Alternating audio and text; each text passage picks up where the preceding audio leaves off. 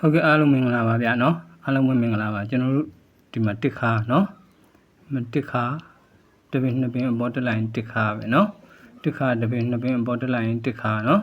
ဒီတစ်ခါနေပြီးတော့တစ်ခါရဲ့အောင်မှာ break 6ကစားတယ်နော်တစ်ခါရဲ့အောင်မှာ break 6နောက်ဒုတိယကကြတော့ဒီတစ်ခါရဲ့အောင်မှာ break 15နော်နောက်ဒီတစ်ခါရဲ့အောင်မှာ break 4နော်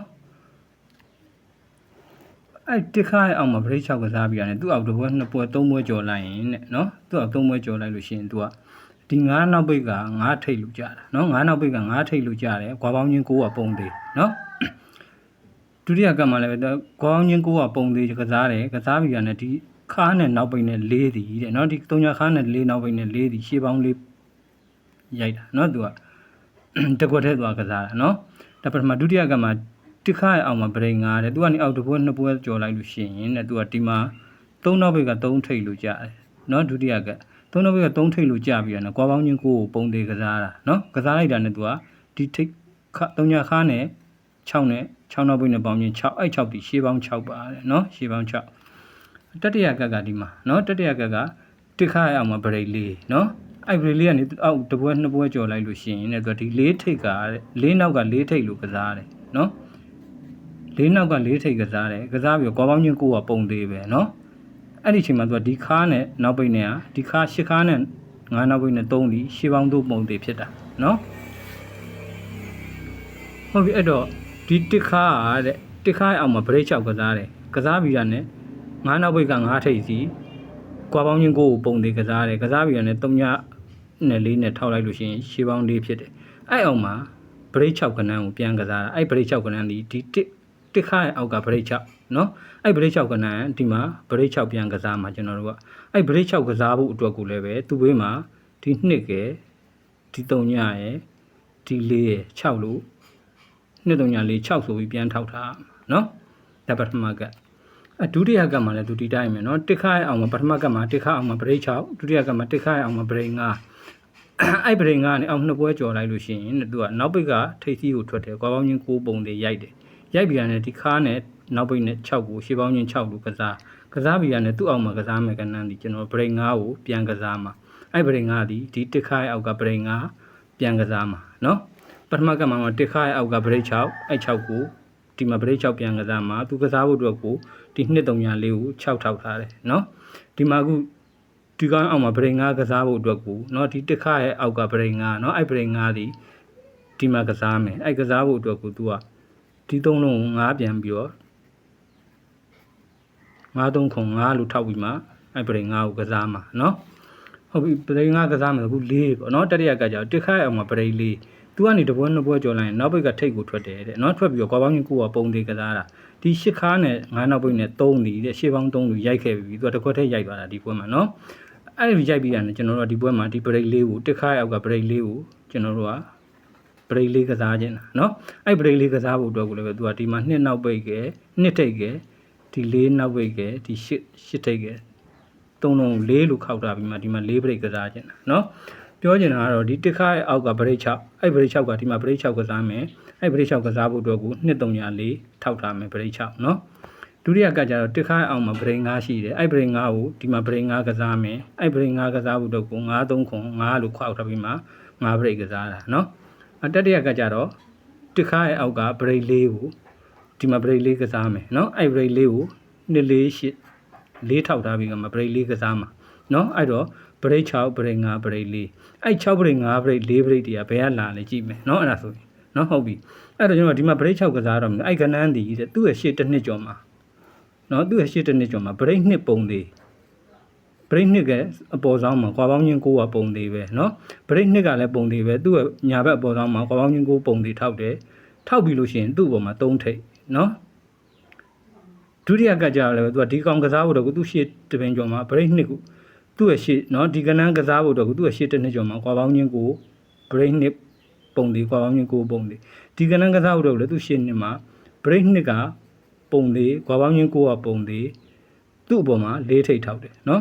ဒီမှာသူကဒီကနန်းဥမာဒီကနန်းကစားတော့မယ်ပေါ့နော်ဒီကနန်းကစားတော့မယ်ဆိုရင်သူ့ရဲ့ရှေ့တစ်နှစ်ကျော်မှာကွာပေါင်းချင်း9ကပုံသေးသူ့ကို break 2ဇောင်းပေါင်းမှာကွာပေါင်းချင်း2ပုံသေးအဲ့မှာ3ထိပ်ထောက်ထားတယ်3ထိပ်ထောက်ထားတဲ့ကောင်ကထိပ်ထောင်3လုံးထောင်ပေါင်းလိုက်ရင်ခွန်နော် ဒုတိယကကြတော့ဘရိတ်နှစ်ပုံသေးကွာပေါင်းချင်း9ပုံသေးသူ့ပေါ်မှာ4ထိပ်ထောက်ထားတယ်ဒီမှာ3ထိပ်ထောက်ထားတဲ့ကောင်ကထိပ်ထောင်3လုံးခွန်4ထိပ်ထောက်ထားတဲ့ကောင်ကထိပ်ထောင်3လုံးက6ဖြစ်နေ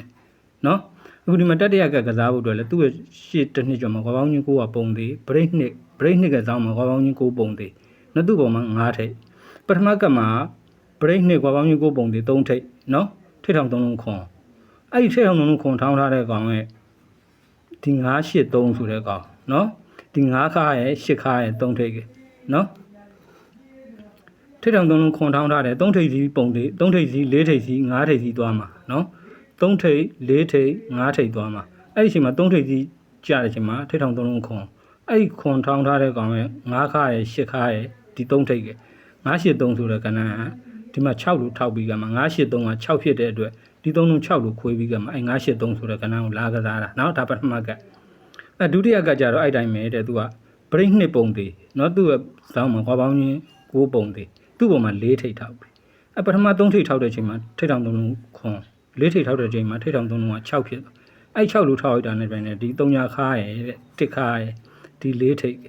3ညာ14ဆိုတဲ့ကဏ္ဍအဲ့3ညာ14က9နော်ဒီကောင်963လုံးက983လုံးက6နော်ဒီကောင်က9အဲ့9ဒီတဲ့ဒီမှာ93ခွန်9လို့ချိုးပြီးကမှအဲ့3ညာ145ဆိုတဲ့ကဏ္ဍကိုကစားတာဒီမှာနော်3ညာ145ပဲအဲ့တော့တတိယကမှာသူကဒီမှာဘရိတ်နှစ်ကပုံနေသူ့စောင်းမှာခွာပေါင်းချင်း9ထောက်ပြီးအဲ့ဒီအချိန်မှာသူထိတ်က9ဖြစ်သွားပြီပထမကမှာထိတ်က3ဒုတိယကမှာထိတ်က4အခုတတိယကမှာထိတ်က5အဲ့ဒီအချိန်မှာထိတ်ထောင်3လုံးက9ဖြစ်သွားပြီပထမက3ထိတ်ကြတဲ့အချိန်မှာထိတ်ထောင်3လုံးခွန်4ထိတ်ကြတဲ့အချိန်မှာထိတ်ထောင်3လုံးက6 5ထိတ်လူကြတဲ့အချိန်မှာထိတ်ထောင်3လုံးက9ဖြစ်သွားပြီเนาะအဲ့9ဖြစ်သွားတဲ့ကောင်ရဲ့ခါ6ခါရဲ့3ညာခါရဲ့ဒီ9ရဲ့เนาะ9 3ညာ5ဆိုတဲ့ကဏ္ဍเนาะဘရိတ်4ကဏ္ဍအဲ့9 3ညာ5ဘရိတ်4ဖြစ်လို့ဒီမှာ2 8 4 4လို့ထောက်ပြီးကမှเนาะ9 3ညာ5ဒီဘရိတ်4အဲ့ဘရိတ်4ဒီ2 8 4 4လို့ထောက်ပြီးကမှဒီပွဲမှာကျွန်တော်တို့က9 3ညာ5ဆိုတဲ့ကဏ္ဍကိုကစားပေးရမှာเนาะအဲ့တော့9 3ညာ5 6ထိပ်နဲ့ကြိုက်တယ်เนาะ9 5 3ညာနော်9 3ညာ5နှစ်ကွက်ထိုးလိုက်ပေါ့9ထိပ်နဲ့9 5 3ညာ9 3ညာ5ဆိုတဲ့ကဏ္ဍတဲ့နှစ်ကွက်နော်950နဲ့9 3ညာ5နော်နှစ်ကွက်နော်ဒီကဏ္ဍကိုကျွန်တော်ထုတ်ပြလိုက်တယ်နော်အဲ့တော့အရှင်းဆုံးပြောရလို့ရှိရင်တစ်ခါရဲ့အောင်မှာပြန်မယ်တစ်ခါရဲ့အောင်မှာဘရိတ်6ကစားတယ်ကစားပြီးတာနဲ့သူကနောက်ဘက်ကထိပ်စီးထွက်တယ်ကွာပေါင်းချင်း9ပုံတွေရိုက်တယ်သူ့အောင်မှာဘရိတ်6ပြန်ကစားတယ်တစ်ခါရဲ့အောက်ကဘရိတ်6ကဘရိတ်6ကစားတယ်အဲ့ဘရိတ်6ကစားဖို့အတွက်ကိုဒီ3လုံး6ခောက်ထားရမယ်အဲ့6ဒီဒီ983ခွေထားတယ်983 6အဲ့6ဒီဒီမှာ6လို့ထောက်ထားပြီးကမှအဲ့983ဘရိတ်6ကနန်းဒီမှာလာကစားတာเนาะဒါပထမကအဒုတိယကမှလည်းဒီမှာတစ်ထိပ်ကအောက်မှာတစ်ခါရဲ့အောက်မှာတဲ့ဘရိတ်9အဲ့ဘရိတ်9ရဲ့အောက်နှစ်ပွဲကျော်မှာသူက3ထိပ်က3နောက်က3ထိပ်ကစားတယ်ကွာပေါင်းချင်း9ပုံသေးနဲ့ကစားတယ်ပြီးမှသူ့အောက်မှာကျွန်တော်တို့ကဒီဘရိတ်9ကိုတစ်ခါရဲ့အောက်ကဘရိတ်9ကိုဘရိတ်9ပြန်ကစားမှာအဲ့ဘရိတ်9ပြန်ကစားဖို့အတွက်ကိုသူ့ဘေးမှာ93ခွန်ဘရိတ်9ထောက်ထားတယ်အဲ့ဘရိတ်9ရဲ့ထောက်ထားတဲ့ကောင်ကသူကဒီမှာ3ထိပ်နဲ့983ဆိုတဲ့ကဏ္ဍကဒီလို6ထောက်ပြီးမှအဲ့983ကိုကစားတာဒီမှာ9ထောက်ပြီးကမှဒီမှာသူက4ထိပ်ကြီးထောက်ထားတဲ့ကောင်314ဆိုတဲ့9ဘရိတ်ကဏ္ဍ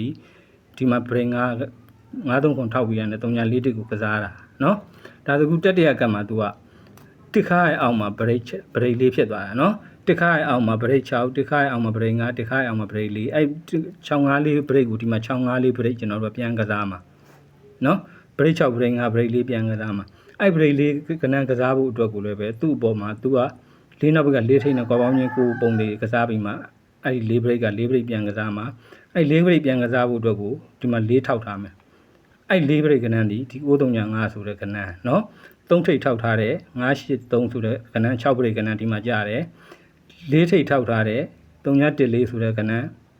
5ဘရိတ်ကဏ္ဍ